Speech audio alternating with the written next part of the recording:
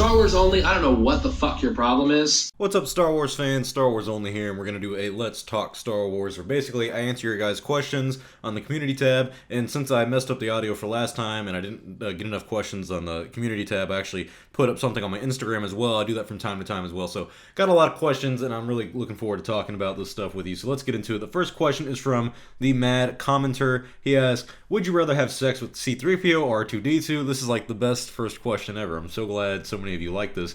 In this scenario, you have to force it on him. So basically, he's really asking, who would I rather rape, C-3PO or R2-D2?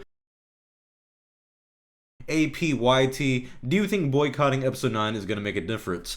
I don't think people understand the actual implications of what will happen if you boycott Episode 9. Like, on a really serious note here, I know some people, when it came to the Solo boycott, the reason that one wasn't such a big deal, it was a big deal that the fact that, the film flopped, and that really, I mean, do you guys not remember, most of 2018 was nothing but inside speculation sources of, constant drama within Lucasfilm. I mean, most of my videos, there was one video where I was talking about the chaos behind the scenes that was going on.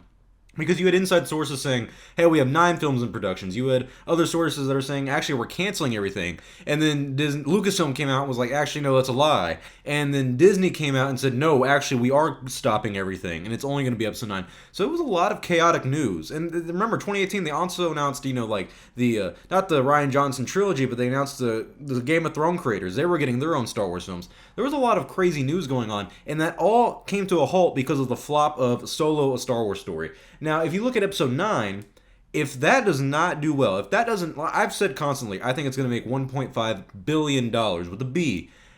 If it makes that, it's a success, it's good for the franchise. If it makes $1 billion, it should more or less be a hit, but not as big as we want. And so, if this film is boycotted, and if it does not do well in the box office, if it flops, God forbid this film flops, you guys have no idea the implications on that for a Star Wars film.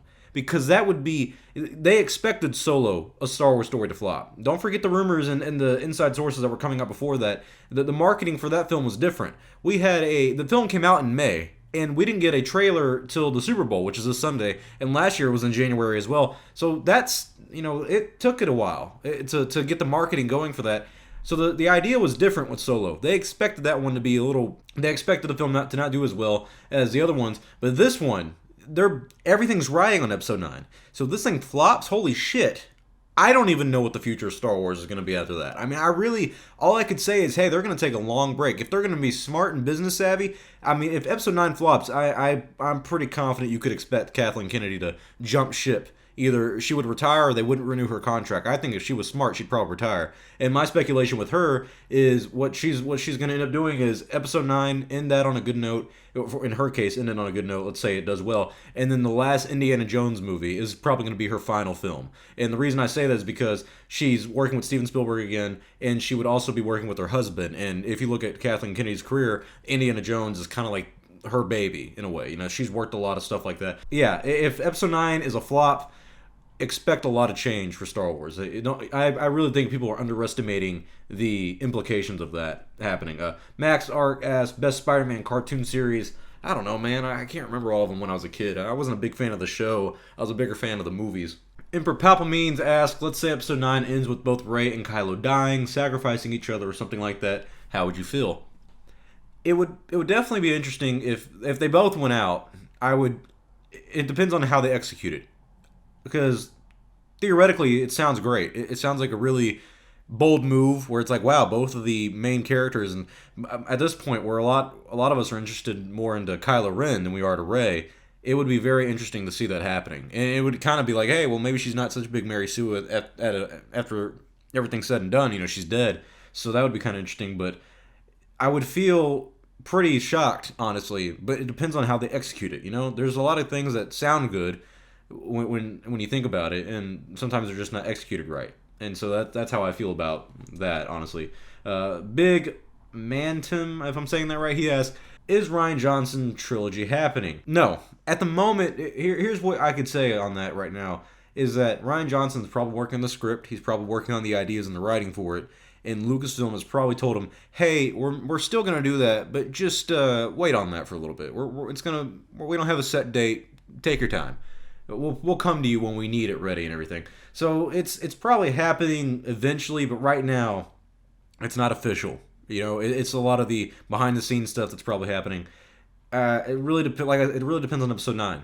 It really does. If episode 9 does well enough, and the Rian Johnson trilogy may happen, but if it doesn't, then yeah, it could not. Or maybe Lucasfilm was actually listening to the fans and realizing, hey, they're not really that happy with the Rian Johnson guy. And to be fair, maybe the trilogy actually could end up being good. Like I've said before, a while back, I think the character arc of Luke Skywalker wouldn't be so bad in The Last Jedi, and the movie itself probably wouldn't be so bad if it wasn't dealing with legacy characters like Luke and like Leia and all that stuff. So the story wasn't the worst thing in the world. I mean, it was pretty bad, but since it was Luke, completely, in my opinion, betraying everything he stood for, it made the character arc a little worse. A fallen hero like that, it's a really good story, just it doesn't make sense when it's Luke, and especially the random turn he had. But besides all that, it could be good. Rian Johnson isn't the worst director in the world, but when it came to The Last Jedi, he shouldn't have written the script. I think that's one thing that they should definitely work on with him in the future, is not let him write the script. But it looks like he's doing that for sure on the first one, if the trilogy does happen. But right now, I would say it's about a 40% chance of it happening, a 60% chance of it not happening. Ryan Shepard asks, do you think after episode 9 Disney will shift their focus over to the Old Republic era? No. And the reason I would say no is because if you look at what they're focusing on right now, there's been no indication of that. There's not been any content from the Old Republic that I can think of, honestly. They've just now, recently, in terms of what they're doing in canon with the comic books and the books itself, they've just now dipped into the prequel era. They've barely touched on that. I mean, they bought the rights in 2012. I believe in 2013 or maybe 2014, I can't remember exactly, they kind of stopped with the Legend stuff, and they ended out their deal with, what is the name of, Dark Horse Comics, that's the name. They ended out their contract, I believe, with Dark Horse Comics, let them finish out the Darth Maul, Son of Dathomir comic books, and then they started doing the Marvel stuff. And it's not been the worst thing in the world, but the stuff they've been focusing on is original trilogy era only, between episodes 3 and 4, and then during the original trilogy, they've just now started doing different eras with, now you have the era with the Rebellion and the Resistance and the First Order, and then you have a little bit of stuff from the prequel era now. So I don't think they would focus on any Old Republic era stuff anytime soon, because they've completely avoided it for the longest time. And with Rian Johnson's trilogy, since that was the question before this, he even said himself he wants to go into a different era and different area of the Star Wars universe. So I don't think the idea right now is Old Republic. If we're going to get Old Republic in terms of comic books, maybe you'll get that sooner before you get anything like a movie or something. And maybe even a video game eventually. I'm not sure. But right now, there's no... I don't even think there's a hint of it. So sadly, not going to happen. Ian Clasper says, due why Solo bombed at the box office. Many fans still say it's the boycott, but there are many reasons, I'm sure. Yes, well, I think a lot of people I would say who are on the... Because there's... Right now, they call it the fandom menace. I think there's two sides of the fandom right now that you can put into separate corners. You have the fans of Disney, and then you have the anti-Disney. And the Disney crowd, the people who are content with the sequels and content with Disney has done with the new Star Wars franchise that they've acquired, basically, they would argue that the boycott wasn't a big deal. It wasn't the boycott. And the arguments are that of where the marketing was different. There wasn't a lot of marketing going behind Solo, and Disney expected the film to fail, and there was a Star Wars fatigue. There's a lot of factors that did go into that. You also had Avengers, Infinity War coming out before that, Deadpool 2 came out before that. The boycott did have an impact, and I think it's underestimating. People are underestimating the boycott, honestly. And I think if they continue to do that, and they continue to say, oh, the boycott wasn't real, it's going to reignite the boycott and have the people who boycotted the first film say, all right, well, if you don't believe us, then we'll do it a second time, and we'll really show you that it's real. And that might not be the brightest idea. So if it's almost like being blind to facts in a way. And I'm not saying it's completely blind, because there's not... It's hard to do a poll and go out and do the studies. I mean, I could probably do something like this, but a casual... There's not like a professor out there that's really going to want to do this. They've done it on the culture aspects of Twitter and Star Wars fans and how we react to The Last Jedi. But I don't think anyone's going to want to do a study on how many fans actually boycotted the film and what implications that had on the film's financial success or failure, because it was a failure. So there's definitely reasons to it. And the boycott, I would say, is definitely a real reason why that film flopped. But yes, there are other factors to it. It seemed to be one of those perfect storm situations where everything just kept piling onto each other. Don't forget the bad PR that the film had a month before with the whole Lando Calrissian being a pansexual. That really, for me, was another nail in the coffin. I mean, so when that came out, it was just like, come on, guys, you're really digging yourself deeper into the whole. I remember when that happened, a lot of people were like, hey, I'm done. I'm not seeing the film. So, yeah, the boycott definitely had a big impact. Cali Lover 47 asked, do you have any plans on making YouTube a full-time job? Yes, when I hit 100,000 subscribers, I think that's when this definitely will be a full-time job. Right now, I'm trying to do this as often as I can to keep growing, to turn it into a full-time job so I can commit myself as much as I can to this. Because I do love doing this. This is a very fun side job, and I honestly have a great time doing it. I like doing what I love, and if Star Wars became a full-time job for me, that would be a dream come true. I think I'm making progress, but I'm still young, you know. I got time to build this up, but I want to get it going as soon as I can. Mr. Woods asked, who is your favorite Sith and Jedi? What is your favorite part of Legends? Well, I'll answer these one at a time. So, who is my favorite Sith and Jedi? My favorite Sith is Darth Bane. I've always loved his character arc, and I've always loved the story that he has and the implications of him creating the Rule of Two and him being unique and different. I really like that. My favorite Jedi of all time is always going to be Luke Skywalker. My favorite part of Legends, the Old Republic era, is really intriguing. It's probably, I would definitely say, my favorite because there's so much story and uniqueness to it that I really enjoy. The next question is, do you think The Last Jedi would have benefited from having Mara Jade? No, that would have been too confusing for casual audiences. And I've always struggled with the idea of Jedi getting married because that would Luke getting married to her would contradict the Jedi stuff. And I know you could say, oh, well, you know, how would he know about that? Well, then it's like, well, in The Last Jedi, it's like, well, how also would he know about Darth Sidious and everything and all the stuff that happened in the prequels? There's just so much stuff that went on in The Last Jedi. Mara Jade would have just added a little more confusion. And then, what are your ideas for a Star Wars trilogy is his last question. There's a lot of different things. Recently, hearing about the canceled Visceral Games idea, I really like the idea of a Star Wars scoundrel mob family style trilogy. No Jedi, no Sith, no midichlorians, no Force, just a different part of the Star Wars universe, but about the criminals and everything. That really intrigues me, and it would be also a shout out to Star Wars Underworld, the first live action show that was originally supposed to happen under George Lucas, but the timing just wasn't right, man. It sucks how timing doesn't work.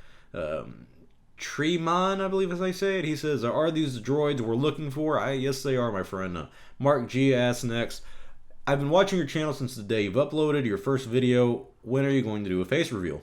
That's a good question. I think I've talked about this before. Probably about 100,000 subscribers. If there's anything circumstantial, like a special event, let's say, I end up debating Rian Johnson or something like that. Something like that, I would be like, yeah, by all means, let's do a face reveal for that so Rian Johnson could see me and we could, talk like that and cool. But other than that, no. I mean, I really don't plan on doing a face reveal until 100,000 subscribers. Just be patient. It's not going to be that big of a deal, I promise. It will be interesting, though. Big Man Tim asks again, would you like a cowboy-style Star Wars film or TV show? I'm not, believe it or not, I am from Texas, but I'm not a big fan of Western-style movies or games. The whole cowboy, because a lot of the misconceptions that people have is like, back in the day, cowboys were these gunslingers and lawmen. No, cowboys were just guys who, herdled cow and cleaned up the poop and everything. It wasn't anything glorious or anything like that. The Old West wasn't, all gunslinging action and crap like that. I mean, don't get me wrong, a lot of that stuff, stereotypes come from a little bit of truth. And where there's smoke, there's fire. And there was a lot of stuff like that back then, but not as crazy as people were saying it. So Western stuff has never been my cup of tea. The whole sand and dirt crap, I'm like, it's boring to me. But I like the Red Dead Redemption 2 game. I like the first one as well. I think they're masterpieces of games. And a Star Wars style show or movie like that would be interesting, but you also got to think, we started on Tatooine, and a lot of the movies have been desert planet based, so we've kind of had a little bit of that already, but it definitely would be a little more interesting, and it looks like The Mandalorian is probably going to be the Western style Star Wars show, so I guess we'll just have to wait and see, huh? Devin asks, Anthony Daniels finished the part on episode 9, and he said goodbye to J.J. Abrams and Kathleen Kennedy. Does this mean that C-3PO won't be any other Star Wars movies? Yeah, that's probably a good bet. The reason being is, I hate to be like this, but Anthony Daniels he's aging. Kenny Baker sadly passed away. I think back in 2016 or 2015. Carrie Fisher also passed away in 2016. He's been doing it for a while now. 9 films. I mean, Jesus, 9 films. He's one of the few characters that is in it consistently, and he's been there since 1977. So yeah, I definitely think that episode 9 is going to be it for C-3PO, and that sucks. I really think the droids, like R2-D2 and C-3PO, were really underused in the sequels. I mean, to a point where it's like, why do you even have them in there? I mean, they're barely used at all, and I hate that. I mean, R2D2 scene with Luke in The Last Jedi was actually really good and really beautiful. But in The Force Awakens, I would argue that Rian Johnson did better with R2D2 than what J.J. Abrams did. Because in Episode 7, it was just R2D2 shut off. Why? Oh, because Luke's gone. Because that has an effect. And, oh, well, now BB-8's back, and he's feeling a little cheerier, so now R2D2's awake with the map. That was just kind of eh. So yeah, I definitely think that C-3PO's ending it in Episode 9. So is R2D2, but I really wish they would. Hopefully they have a better part in Episode 9. But if they don't, whatever. Missed opportunity yet again, you know. Boba Fett asks, if Boycott succeeds in making Episode 9 lose money, will it finally make Disney rethink how they treated the backlash, how they treat the backlash in this franchise? Oh yeah, yeah. Like I said earlier, the implications of a Episode 9 flop are tremendous, and if it does flop, not only will Lucasfilm have to look at themselves internally, Disney is going to be like, wow, the board of directors for Disney probably would vote for something different in terms of Kathleen Kennedy and the future of Star Wars in 2021, whenever her contract is coming to an end. So, oh man, that would be crazy. Honestly, I really don't think people understand how crazy it's going to be if Episode 9 flops, and how chaotic the aftermath of that will be. I mean, really, really crazy stuff. Bricktails asks, have you ever played Lego Star Wars: The Complete Saga? Oh yeah, I played that a lot when I was a kid. It wasn't as good as the first two. Honestly, the first two were really good, even though they were separate. There was the first one was the prequel era, and the second one was the original trilogy era. The Complete Saga was really good. Don't get me wrong, I loved playing it, but compared to the other ones, it wasn't as good. But it still was a great time. I really do like it. The Bosk asks, that's a good name. The question is only if you don't like Jar Jar, why don't you like JarJar Binks? I mean, what can I say that hasn't been said already before? First of all, I don't like how they filmed the prequels all digitally, because now looking back at it, The Phantom Menace is going to be 20 years old this year. Oh god, that means I'm going to be 20. And that, you look at the character of Jar Jar, even in Attack of the Clones and in The Phantom Menace, he hasn't aged well. He doesn't look that great anymore. And I know he's all, digitally there and whatnot, but it just doesn't look all that great anymore. He is very annoying, and he's an integral part of the story, which sucks because his voice is stupid. The way he talks isn't funny. He's just bad comedy in a way, and it's really annoying just having him on screen.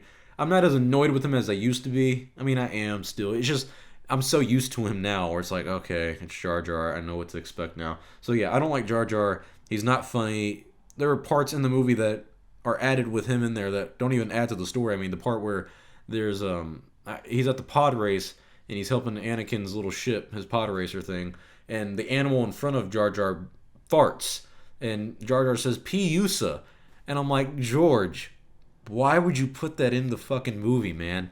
Did no one ever sit there in The Phantom Menace and go, hey, we got a long movie here already. Can we just cut that one scene of Jar Jar, saying P-Usa to the fucking animal farting in his face? Like, was that really that? Did everybody actually laugh at that? Did George Lucas actually chuckle when he wrote that scene? Like, was he sitting there like, all right, so we're going to have Anakin, he's going to be getting his pod racer ready, and Jar Jar's going to be helping him. And we're going to have this animal, he's going to fart, and Jar Jar's going to say, P-Usa. Like, it's not fucking funny, George. Anyways. Peter Labrie adds, kind of a personal question, but is it too early to start a Star Wars marathon leading up to Episode 9, and then including Episodes 1 through 8, Rogue One, Solo, Clone Wars? Yeah, I get it. And he says, I should finish the prequel era by early June. Actually, mate, I think you might want to stop and then start the whole thing early June. Watch the prequels, watch Episodes 1, 2, and then you go to the Clone Wars, then you can watch Episode 3, then you can watch Rogue One, and then Solo, and then Episode 4, 5, and 6, and then you can watch, what's after that? Or you can also watch Rebels if you want. If you want to do the whole series, yeah, I would think you would start in June, so by the time it gets close to December, I would definitely try to see if I could finish the movies in December, so I can kind of get in the mood for Episode 9. Because my big thing for the year is I need to get hyped for Episode 9. I'm already kind of excited for it because I think it's going to be the best one out of the sequels so far. But I have to get into it, and in order to get into it, I have to watch all the Star Wars films. And I'm planning on watching all of them like a marathon way. Not a marathon way, but just in general watching all of them, because I don't watch them all the time. I would try to watch all of them twice this year. Personally, I'm doing that, but that's for the channel. If you're doing it for a marathon to get ready for episode 9, wait until June. Wait until a little closer to the end of the year so you can get into it, so you're not bored out of your mind with it. I don't understand how some people can watch the same movie over and over again.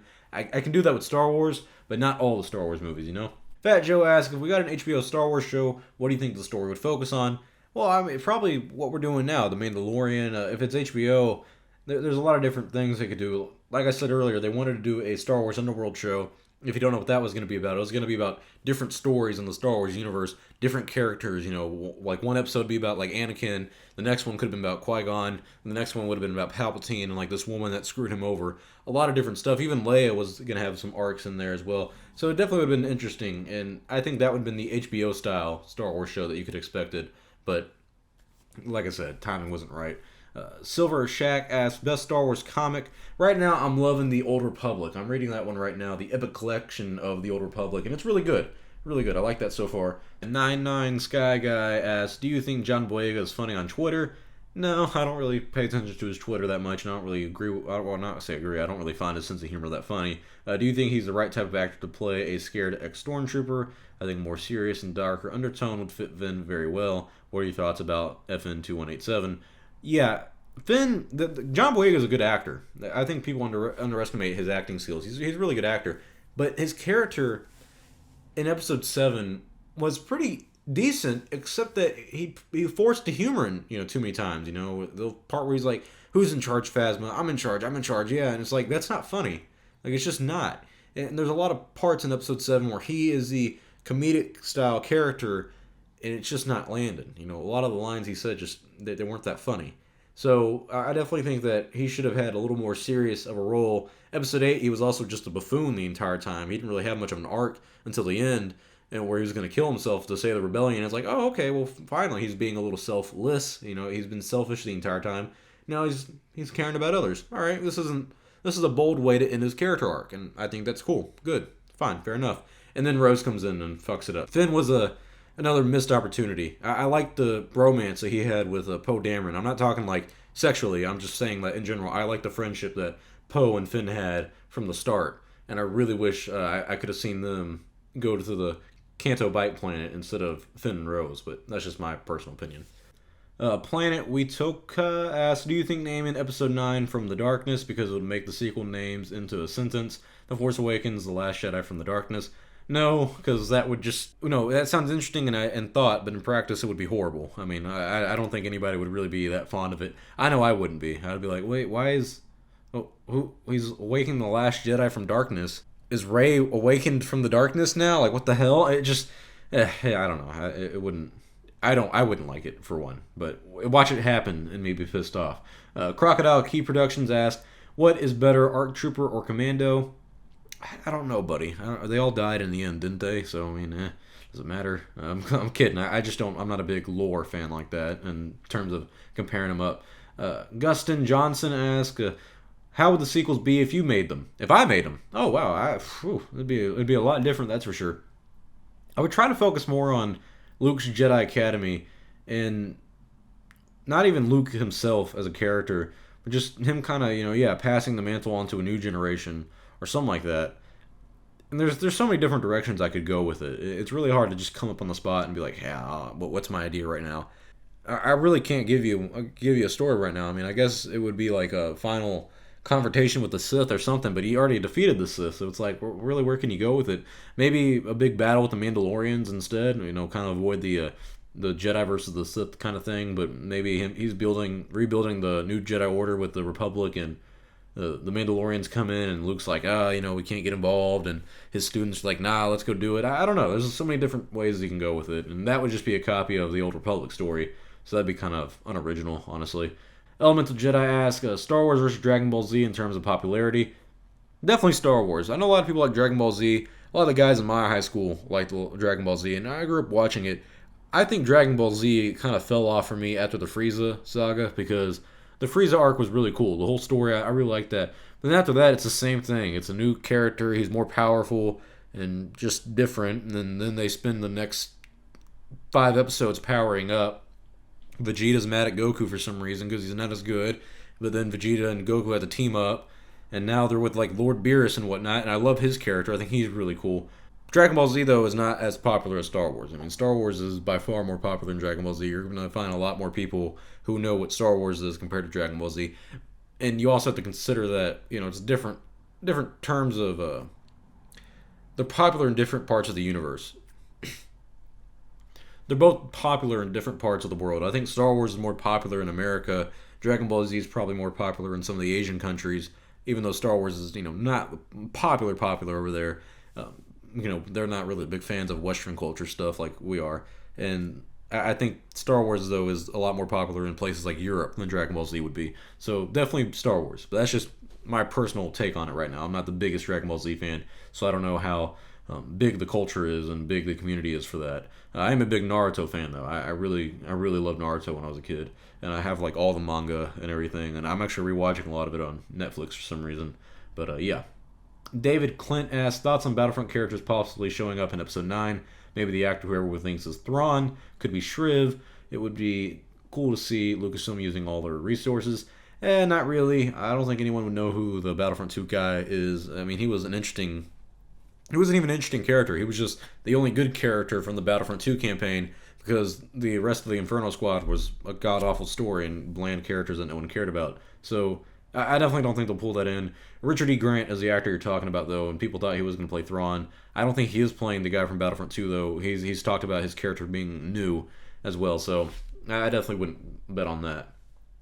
Spider-Last 501st asks, have you read the Percy Jackson series, and if so, what is your opinion on Rick Rillor? I don't know how to say the guy's name. The author of the said series, to write a series of Star Wars books. I've never read the Percy Jackson books. I've never cared to. I'm not a big fan of the Greek mythology kind of stuff, and not to say there's anything wrong with it. I saw the movies that came out. The Lightning Thief was the first one. I wasn't a big fan of that. For some reason, I went to go see the second one, and I don't remember much about them. I remember the second one ended with a girl waking up from a tree, and she was also the son of Poseidon. Or, no, she was also the daughter of Poseidon as well, or something like that. It was Percy Jackson's, stepsister or something like that. And she woke up from a tree, which sounds like a porno, honestly. I really don't know the story, and it doesn't intrigue me that much. So no, I haven't read them. I'm sure he's a great author, but you got to think he's working on Greek mythology kind of stuff, and then now he's going to jump over to Star Wars. There's a lot of correlation between the two, but it would definitely be a different take and different styles of writing. So I'm not sure if they would bring him on board. Aaron K asks, do you think we, the fans, are the reasons why Rian Johnson is a dick on social media? A lot of people do not give Rian Johnson a break on social media, to be fair. I mean, the guy, if you look at his Twitter account, he can tweet about something that's not even Star Wars related.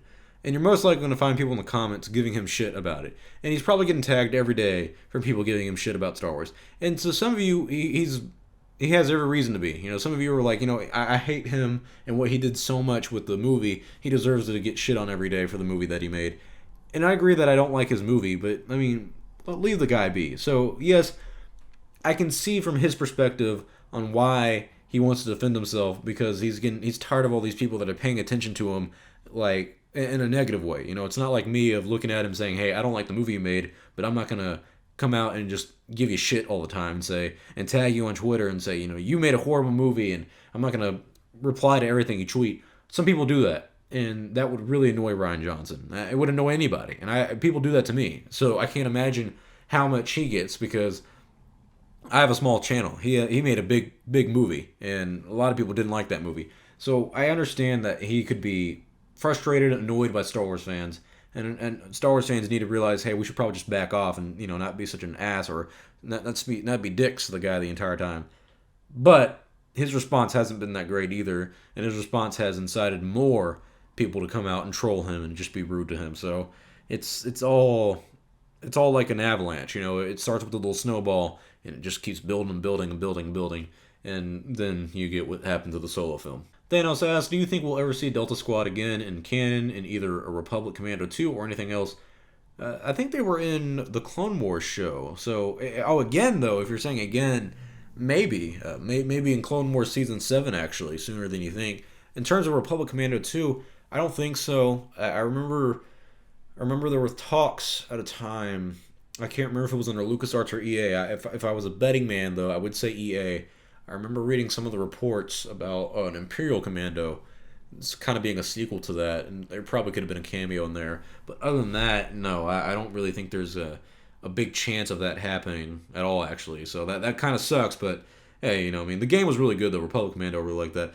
Jordog4118 asks, what is your take on the deepest levels of the underworld? What's down there? What we know is that as you go deeper into the underworld, and if you don't know what the underworld is, it's on the planet Coruscant, the big city planet. The deeper you go into the core of Coruscant, the worse it gets. And, well, that's the premise of it. I think it's a really cool idea. And I've said it a few times now on this podcast of the idea of Star Wars Underworld was going to be on Coruscant. That's going to be the main place, and it was going to deal with stuff like that. And you saw that in Clone Wars as well with Ahsoka Tano, when she was running from the Jedi Order. She was going into the Underworld, and stuff like that was really interesting. And you also had Star Wars 1313, and that was going to be a level on the Underworld that was also interesting. And I like stuff like that. I like going to different parts of the Star Wars universe. I was actually recently rewatching. The other day, actually, I was watching Attack of the Clones. I'm rewatching it. I don't want to tell you why yet, but God, I hate watching that movie.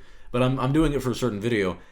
And one thing I will say about the prequels that I like compared to the sequels that we have right now is the planets actually do intrigue me a little more in the prequels than they do in the sequels. And the reason being is, with Attack of the Clones, we went to Coruscant episode 1, and it was interesting, but Attack of the Clones, the first 20 minutes of it, especially with the chase that happens with Jango Fett's little hired bounty hunter girl, I can't remember her name, and then Anakin and Obi-Wan chasing her down and whatnot. I really like the world that was around it, the Coruscant stuff, and so seeing that, it makes me go, yeah, I really wouldn't mind going to see more Coruscant, more underworld stuff. That would be really cool, but I don't see it happening anytime soon, sadly.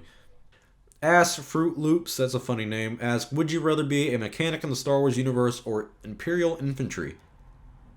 Probably. It depends on what I'm doing. If I'm a mechanic and I can go out and explore the world, by all means. If not, though, I'd probably have to pick Imperial Infantry, just because if I don't know about the Empire being bad, I would be blind. I would be a blind soldier enjoying serving.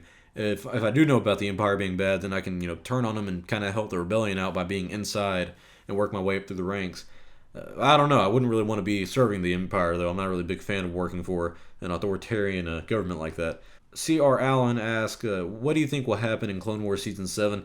I think a lot of it's going to be basically the Mandalorian battle on the Mandalorian war. Not the war, but there's a Mandalorian battle or something like that that's mentioned in the Ahsoka Tano book. It looks like they're going to be doing that again, which I think is good, because that's going to, of course, bleed into the Mandalorian show and keep that relevant for Star Wars fans. So I think Season 7 is going to be mainly on that. And I'm looking forward to it, honestly. I really do think it'd be a good idea. And I think Season 7 will be a really big hit for a lot of Star Wars fans. Star Wars 1980, I like this guy a lot. Me and him talk. He's a good guy. He asked, ideal spin-off movie. My ideal spin-off movie, I've said a while back, my perfect idea for one would be a Sith Acolyte getting captured by the Jedi Order and living with them and kind of learning the ways of the Jedi and turning into a Jedi. And it would be reminiscent of the movie called The Last Samurai. Not The Last Jedi, but The Last Samurai starring Tom Cruise. He's an American soldier who goes over in Japan. He's hired to go fight the samurai in Japan, and they're kind of like a dying breed at that point. And he gets captured in battle against them, and he basically trains with them for a while, and he becomes a samurai himself, and he actually becomes the last samurai. I think that would be a really cool concept if you go to the Old Republic time, because this could set up future movies. In terms of story, it could set up a lot. And you would have basically an Old Republic era war going on between the Sith and the Jedi. Maybe it's even the first Jedi versus Sith war, or the original war. I mean, it could be the greatest war of all time, because we don't know anything about the other canon stuff in the Star Wars universe right now. And so you could have that, and a Sith Acolyte gets captured in battle by the Jedi Order, and they just kind of raise him and say, hey, you're welcome to stay. We're not going to harm you. We didn't give you a lightsaber because we don't want you killing anybody, but we'll train you in our ways and everything until you're healed. Because we could say he's injured and that's why you can't leave. So that would be my ideal spin-off movie. This one guy asked, I don't know how to say his name. He says, do you ever take the time to look at small fan pages? I assume you're talking on Instagram. Yeah, not really. Honestly, I don't really have that much time to just kind of scroll. I used to. When I started off on Instagram, I really built up a small community, and there was a time actually where a lot of us wanted to get together, and this was way back. We all wanted to get together and start like a United Star Wars fan page. It was called Star Wars United. It was all these Star Wars Instagram accounts coming together and making a kind of community thing in a way, and it didn't go out well. A lot of the pages, someone stole the password. We all shared a password or something like that. It was way, way back when. But a lot of the smaller pages, there's so many now. Honestly, there's so many. The few that I keep up with are people that I talk to at this point. And a lot of us big Star Wars Instagram pages all talk to each other already in a chat, anyways. So it's hard to kind of keep up with everybody because there's always new Instagram accounts being started every day now. Toasted Breadsticks asks, "What is your favorite lightsaber form and why?" My favorite lightsaber form probably would be I would think Makashi is the one I would think of because that's the one Count Dooku's really good at, and it's the most precise form, and that's the one that's like best against any other duelist basically. So I think that would be the most ideal. The problem with that one though is it's not really that good against blaster fire, I believe, and I don't think it's really good against multiple people. I think that I forget which is Shi Cho the one that you have to go against a lot of people. I don't know. I don't remember all the forms. It's been a while since I've read up on that stuff. I used to really be into that, but if I had to pick a favorite form, lightsaber form, out of the 7, I think there's 7 or 8. I don't know if the pod is considered one or if it's like the unofficial one. But if I had to pick one, Makashi would be the one I'd want to learn. This one guy asks, "Is this the darkest time for Star Wars?" I think he's talking in terms of community. No, not really. I mean, I would say dark time and boring time for the longest time was between 2005 and 2010. There wasn't much coming out. There wasn't anything interesting because Revenge of the Sith was over. People were kind of fed up with Star Wars at that point because the prequels weren't that good. The prequels did end at a pretty high note with Episode 3, but other than that, I remember after that it was just kind of like, well, shit, now what? And we had some video games coming out that definitely kept the franchise kind of going a little bit.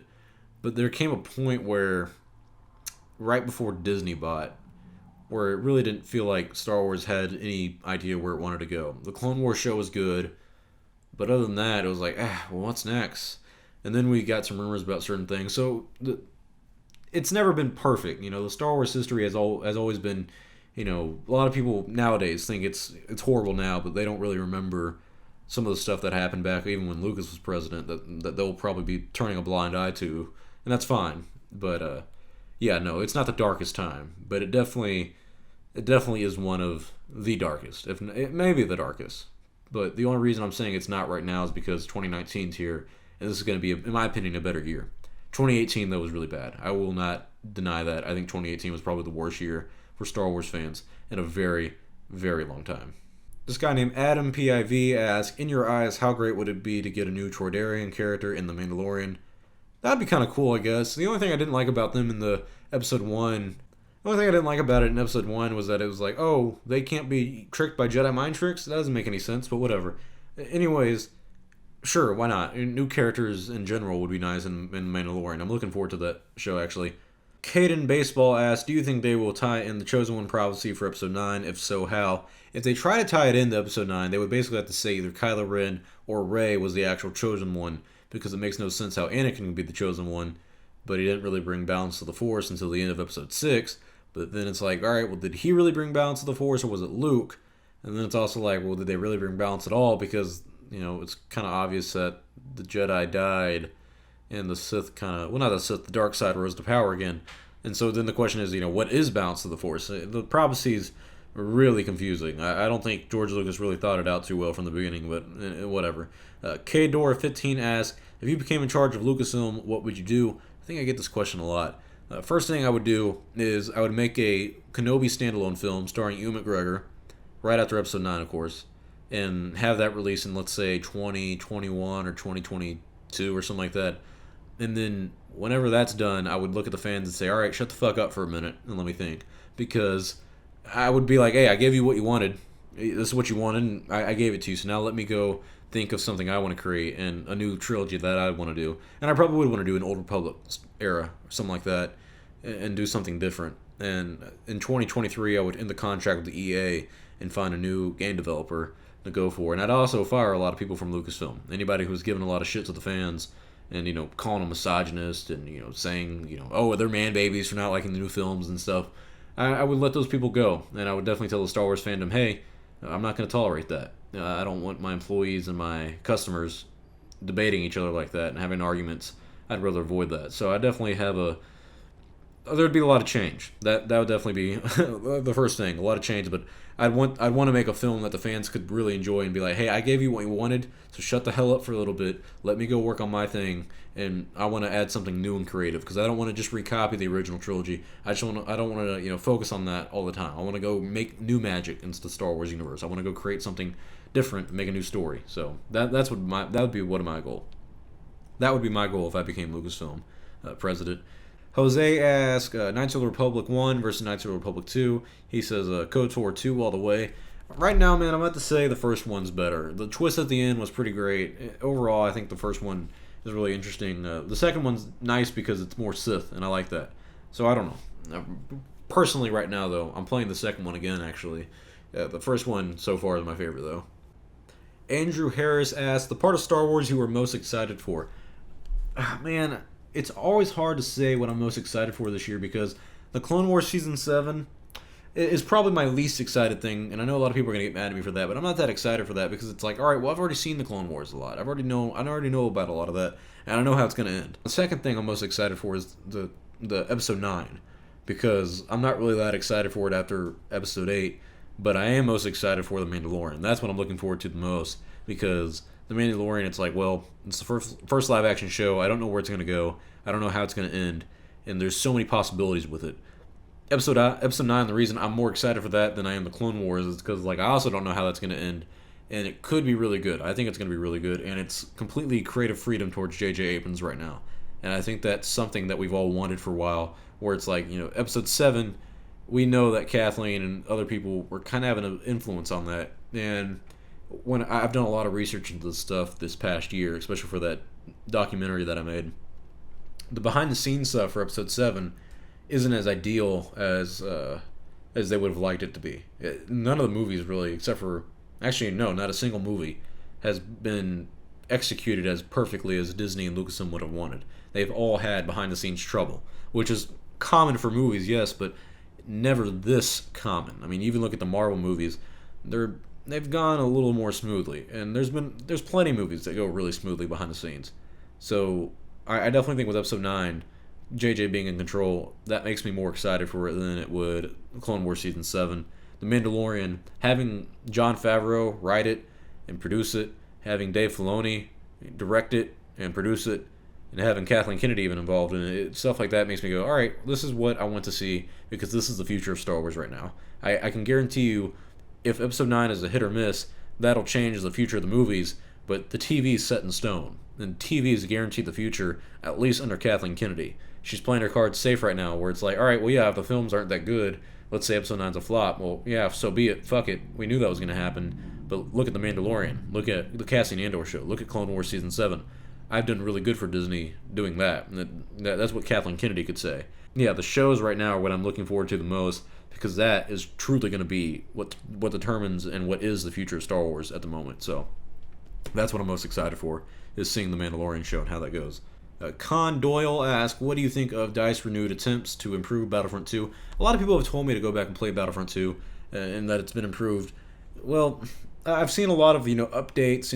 They brought in General Grievous, and they brought in Count Dooku and Obi-Wan and all that stuff, and that's cool, good. Every time that they've come back with these characters, though, or brought them in, there's been some problems with it or something like that. Count Dooku had a bug or two, and they've all had bugs, I think, except for Obi-Wan. Obi-Wan was a really good release, actually, from what I hear. I just haven't gone back to play the game, and the reason is because, why would I spend $60 for a game in 2017 and then wait until 2019 to finally play it and enjoy it? That doesn't make any sense to me. It's $15 right now. If I go buy it right now, why the fuck would I buy a truck for $10,000 now and be like, hey, well, it'll be really good and it'll be exactly what I wanted it to be in 5 years when it's worth $5,000? I mean, that just doesn't make any sense to me. So that's why I haven't gone back and played it, but I am happy to hear that it's improved at least. JT Review Plus asks, how can Episode 9 make up for The Last Jedi, and how can it make us forget about it? It's one of those things where they should probably do a little time jump, get as away from it as you can to separate the story as much as possible and almost act like it never happened. Use Episode 7 and 8 as kind of like a building block to the characters that we know in Episode 9, and Episode 9 just kind of go to a different story or something, just change it up. I don't know. There's going to be a lot of correction in episode 9 to fix the problems with episode 8, in my opinion. So I don't know. It'll be tough for JJ, but Godspeed to him, because he needs some help with that damn thing. Al Bruno 18 asks, boxers or briefs? I don't think I have a preference, actually. I think both are fine, honestly. I think I go when I buy, I normally get briefs. That's like if I'm wearing jeans. For boxers, it's like, if I'm going to work out or something like that, maybe I'll wear that. I don't know. I don't really care, actually. CR Allen 27 asks, what is your thoughts on Black Panther getting nominated? I'm really annoyed by that. I'm not a big fan. I saw Black Panther when it came out, and I was like, what is the big hype about this film? It is the most generic thing. Like, the Chadwick Baldwin, I believe is the guy's name. He's a great actor, and I loved him in the movie about Jackie Robinson's 42, because I was a big baseball fan growing up. And so I loved him in that movie. And I was like, this should be the movie that's getting all the attention, not Black Panther. And Black Panther, it wasn't a god-awful movie, but just wasn't that good, honestly. It was generic. It was another generic Marvel movie, so I really didn't understand why it would get an Oscar nomination. Because I didn't even get an Oscar nomination for, best directing, best writing, screenplay, or anything like that, or editing. It's anything. Come on. Well, you're nominating for Best Picture, but nothing else. Why is that? In general, it's not a bad film, but it really isn't Oscar-worthy at all. Like, even close to being Oscar-worthy. The guy from Get Out, that was a really good movie as well. The main character from that, he was in the movie, and he was like, I thought you would be better than your father. He's like, but, turns out you're just another disappointment or something like that, because he didn't get Andy Serkis' character. And it's like, he's been king for a day. He's been king for a fucking day. He missed him one time, and he got closer than y'all ever got. And you're like, I guess I'm gonna betray you now, because your first day in office, you didn't destroy the bad guys. So betrayal now. It's like, that doesn't make any sense. So yeah, I was not a big fan of that movie, and I think it's definitely overrated. Star Wars Database, I like this guy as well. Ask a favorite sequel trilogy character. Ooh, that is a tough one. I liked Finn in episode 7, but I didn't like him in episode 8. I liked Rey in episode 7, but I didn't like her in episode 8. I liked Poe in both of them, more or less. His character arc was fine, so I guess if I had to pick one, it'd have to be Poe. Yeah, man, Kylo Ren's a decent one as well, come to think about it, though.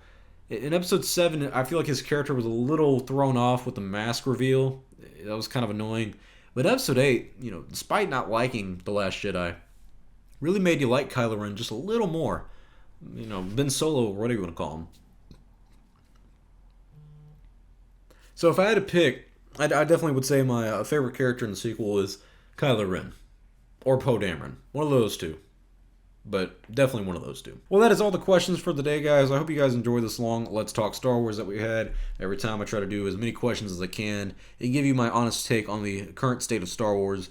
And I try to be the most honest Star Wars channel out there. So let's keep growing. I appreciate all the feedback you guys have been giving me. I'm glad to hear that a lot of you actually like the Let's Talk Star Wars podcast style videos that we do, because I've had a lot of requests for this recently, on Twitter, on YouTube, on Instagram. A lot of people have been asking me, hey, when's the next one? And I like hearing that stuff, because it means that you guys actually care and you actually enjoy this, which is nice, because I usually I would do this at the beginning because I just wanted to do it, but now people are actually enjoying it, and I really like that. So I appreciate all the feedback, appreciate all the love and support you guys have been giving me. The channel is growing, and I am looking forward to the future of the channel itself. So, till next time, I'm Star Wars Only. Make sure you like, comment, and subscribe. I'll see you all next time, and may the Force be with you, always.